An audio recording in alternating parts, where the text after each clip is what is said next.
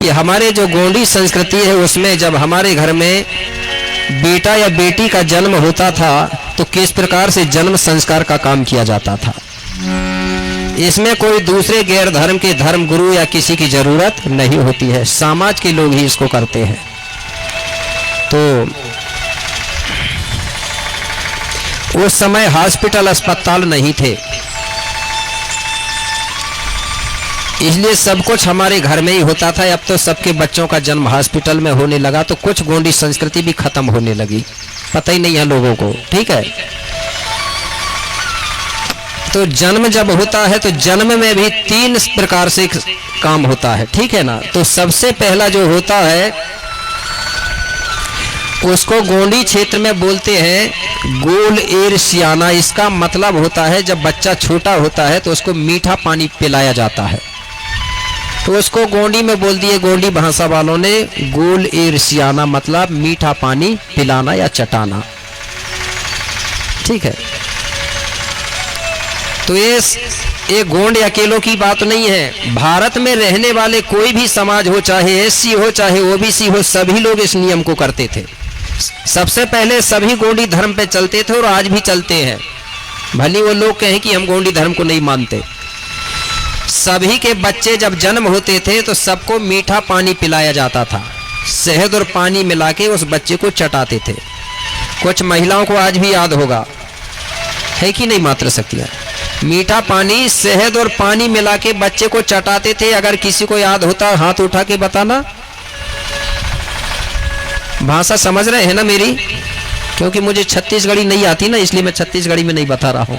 हिंदी तो समझते हैं ना। एक महिला भर उठा रही है, बाकी सब भूल गई।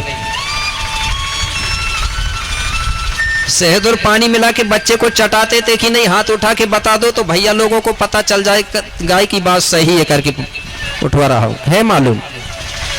ये काम करते थे जिसको गोलेर सियाना बोलते थे या गोलेर चखाना, मतलब मीठा पानी पिलाना।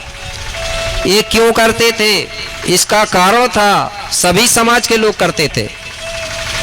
जैसे ही ये मीठा पानी बच्चे को चटाते थे या पिलाते थे तो बच्चे की मुंह की स्वाद बदल जाती थी, मुंह में चुलबुलाहट आ जाती थी, उसको दूध पीने की आदत बन जाती थी। इसलिए ऐसा करते थे, दूध पीने की आदत बनाने के लिए। ठीक है, तो इस बच्चे को भी ये किया गया, मीठा पानी पिलाया गया। इसके बाद में जब तक बच्चा 5 या 6 दिन का नहीं होता, जब तक बच्चे का नरा नहीं गिरता, नरा ही बोलते हैं, ठीक है ना, क्या बोलते हैं उसको, नरा। इधर और कुछ बोलते हैं, मैं भूल जाता हूं, नेरवा बोलते हैं, ठीक है ना। गोंडी शब्द में नरा ही है, इसका नाम क्या है, नरा, याद रखना।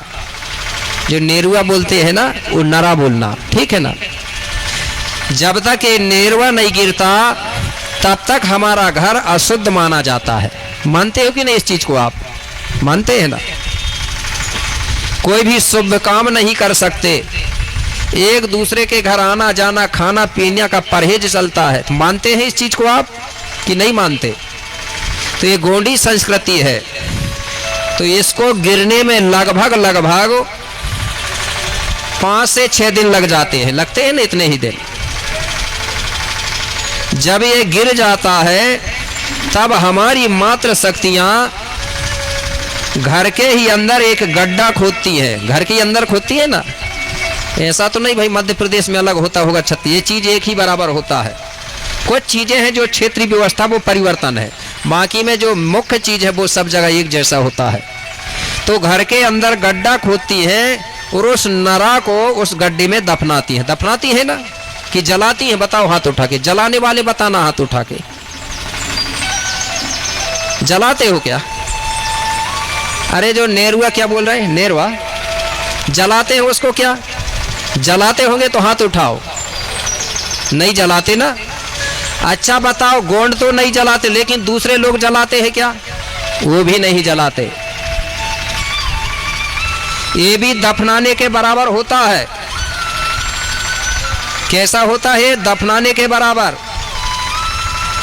हर समाज की महिला आज भी दफनाती हैं, और इसको जब महिला दफनाती है तो इस गड्ढे को भैया लोग पितृशक्ति नहीं देखते ना, ये काम महिला करती हैं, पितृशक्ति नहीं करते। और वही आदमी जब बड़ा होता है, बड़ा होने के बाद जब वो आदमी खत्म होता है तो उसको जब दफनाते हैं तो पितृशक्ति दफनाते हैं। फिर उसको दफनाते समय महिला सम्मिलित नहीं होती। क्यों होती है आपके धर्म? नहीं होती ना। क्यों?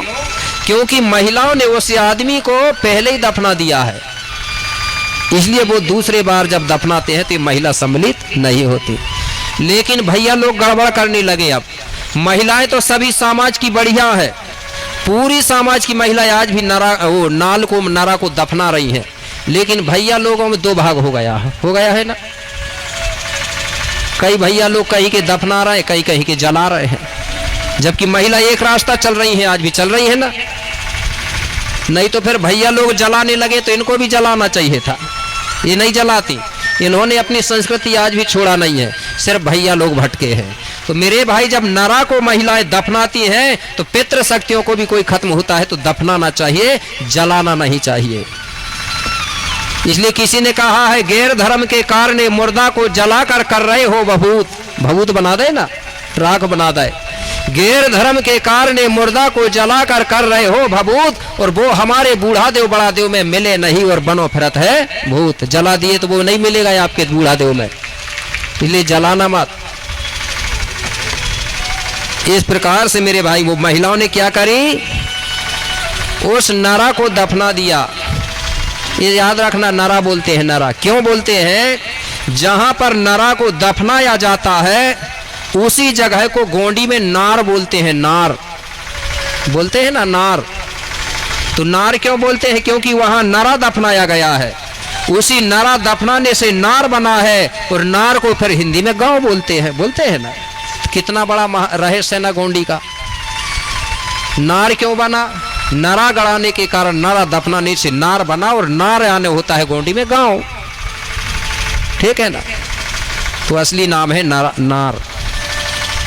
तो इस प्रकार से ये काम होता है 6 दिन के बाद में।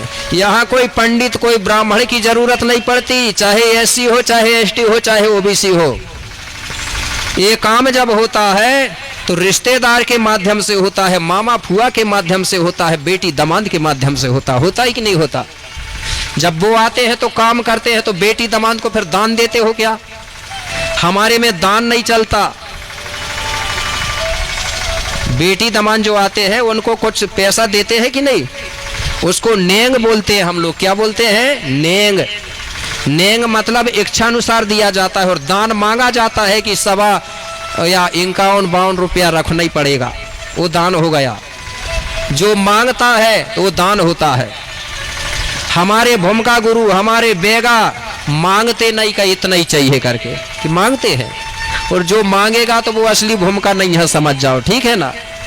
क्योंकि दान से हम लोग दाना दान के हो गए, दाना दान के हम भाई दे देखे उनके दान, समझ गए ना। किनको नाम लेने की जरूरत नहीं है।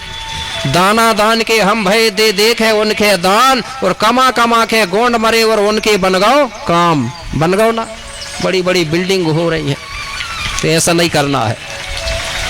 भूमिका के माध्यम से काम होता है, रिश्तेदार के माध्यम से काम होता है। इसलिए कहा गया है, समोर विषम देव के धारी, एक दूजे के बने हैं पुजारी। तो ये काम हुआ। इसी समय हमारे बच्चा को एक धागा बांधते हैं, डोरा बांधते हैं ना कमर में, हाथ में नीला धागा बांधते हैं, नील का धागा। इसलिए लोगों ने इसको हिंदी में बोल दिए पंचबंधन। क्या बोल दिए? पंचबंधन। हमारे में पंचबंधन नहीं है, इसको क्या बोलते हैं? गोंडी क्षेत्र वाले बोलेंगे सैडूर सोबनी भी बोलते हैं। हर क्षेत्र में अलग अलग भाषा है। आपके इधर भी बोलते होंगे, छठी बोलते होंगे। ये छठी शब्द अधिकतर बोला जाता है, ठीक है ना। कुछ जगह इसको चौकपाक भी बोलते हैं,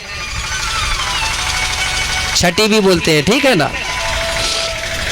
इसको दूसरे लोग पंचबंधन बोलते हैं। तो ये काम कब होता है? 5-6 दिन में। ये दूसरा हो गया जन्म का दूसरा पहला संस्कार जन्म में मीठा पानी वाला, उसके बाद में छठी हो गई, छठी के बाद में परोल शोभनी। परोल शोभनी का मतलब होता है नामकरण, जिसको कुछ लोग बारसा के रूप में भी मानते हैं। 12वां दिन में होता है इसलिए बारसा बोल दिए।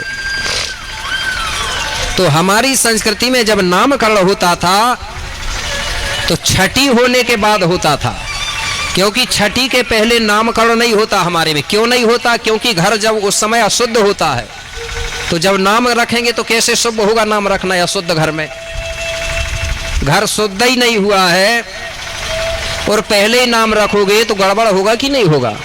इसलिए पहले घर की चौक पाक शुद्धिकरण होने के बाद हम लोग नामकरण करते थे, तो वो भी कितने दिन में? 12 दिन में। कितने दिन में होता था नामकरण? 12 दिन में। 12 दिन में क्यों होता था? हमारे भूमिका गुरु कहते थे 12 दिन का मतलब है 12 महीना, 12 ग्रह, 12 राशि निकल जाना चाहिए, उसके बाद में हमारा नामकरण होना चाहिए। इसलिए 12वां दिन में होता था।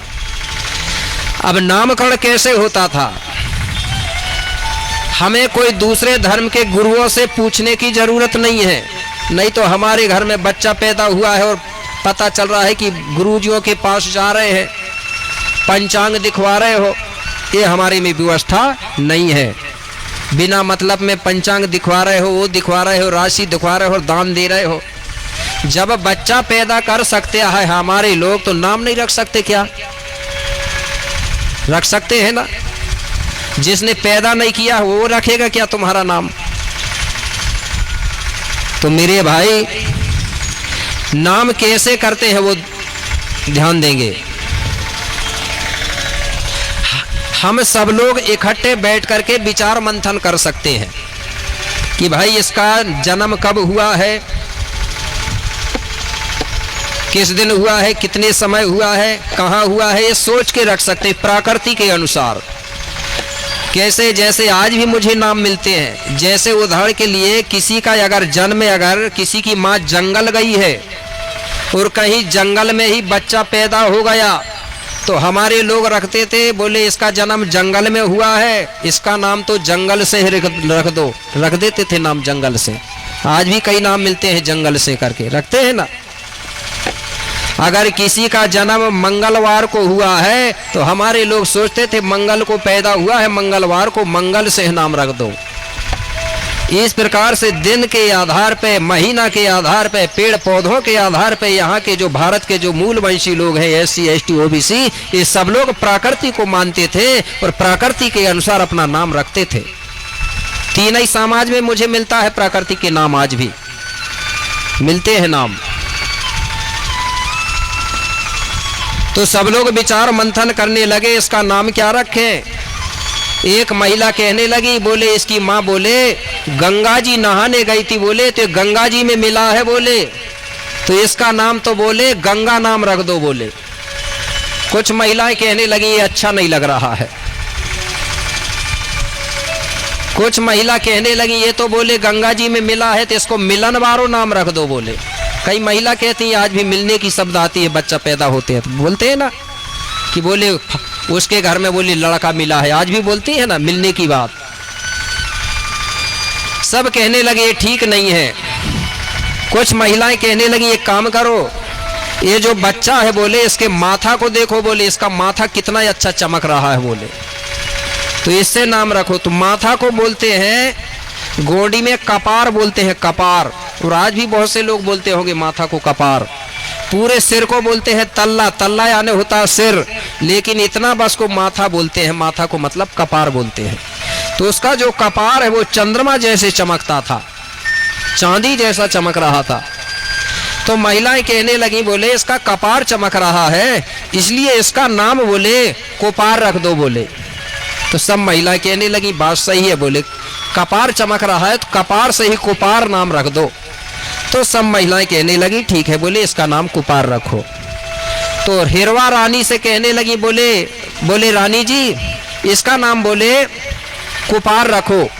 तो विचार मंथन तो सबने किया, लेकिन सबसे पहले जो नाम लेकर पुकारने वाली होती है वो जन्म देने वाली माँ लेती है नाम। तो महिला ने क्या करी, वो रानी ने सबसे पहले वो नाम को लेकर के अपने बेटा को पुकारती है कुपार बाबा करके।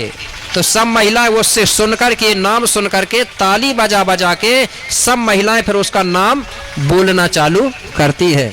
तो विचार मंथन सब लोग कर सकते हैं, लेकिन सबसे पहले उसकी जो माँ होती है जन्म देने वाली, वो उस नाम लेकर के उसको पुकारती है। ठीक है ना, इस प्रकार से नाम होता है। और फिर सब लोग खुशियां मनाते हैं। खुशियां कैसे मनाते हैं? आटा की 12 दीपक जलाते हैं। कितने दीपक जलाते हैं? 12। मोमबत्ती मत जला लेना, नहीं तो आज लोग वो मान रहे हैं क्या जन्म दिवस मोमबत्ती जला रहे हैं। हमारे में मोमबत्ती नहीं जलाया जाता और बुझाया भी नहीं जाता। हमारे में बर्थडे बर्थडे नहीं मनाया जाता। ठीक है ना, सिर्फ जन्म लेता है बच्चा तो 12वां दिन में एक बार खुशियां मनाते हैं, बार बार हर साल नहीं मनाते। कि आपके धर्म मनाते हैं लोग बार बार? हमारी गोंडी संस्कृति नहीं है ये मोमबत्ती जलाना बुझाना ये ईसाई धर्म है, क्रिश्चियन धर्म है कि नहीं है? आप लोग क्रिश्चियन धर्म के लोग हो क्या? ईसाई हो क्या? तो फिर ये क्यों कर रहे हो? हमारे में आटा की 12 दीपक जलाते हैं। 12 दीपक जला करके और जो बच्चे वाली माँ है उसकी माँ को बीच में बिठालते हैं। बीच में बिठालने के बाद जो 12 दीपक होती है और 12 दीपक को 12 महिलाएं अपने हाथ में ले लेती है और गोल बना करके आसपास खड़ी हो जाती है। और खड़ी होने के बाद गीत गाती है। जो भी आपके इधर जन्म का गीत होगा वो गा सकते हैं, ऐसा कुछ नहीं है। ठीक है। और एक दूसरे को महिला को दीपक देती है, दाएं से बाएं दीपक को घुमाती है। 12 ही महिला एक दूसरे को देते जाती हैं, वो दूसरे को देती है। ऐसा 12 परिक्रमा होता है दीपक का। और गीत गाते जाती है। अगर कोई सा गीत ना हो तो मैं बता दे रहा हूँ, ये गीत गा सकती है आप। ये पुस्तक में दिया है, पेनवासी कंगाली जी के पुस्तक में लिखा है। कौन सा गीत गा सकती है, एक लाइन में आपको बता दे रहा हूँ। शिव शिव पर सपेनो जय जय जय शिवाना। शिव शिव पर सपेनो जय जय जय शिवाना। अमुट भय सेवा तिलीवा शिवाना। अमुट भय सेवा तिलीवा।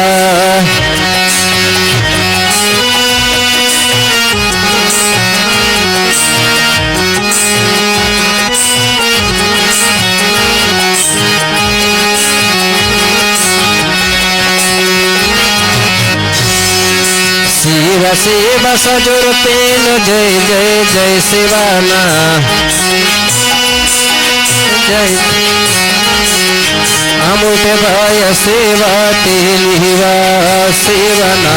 अमुट भय सेवा तिलीवा शिवना। अमुट भय सेवा तिलीवा शिवना। अमुट भय सेव। इसको बढ़ाते जाओ। शिव शिव पर सपेन। शिव शिव दाऊदाई जय जय जय शिवाना। अमुट भय सेवा तेलीवा। जब तक 12 परिक्रमा ना हो तब तक ये गाना खत्म होता ही नहीं है।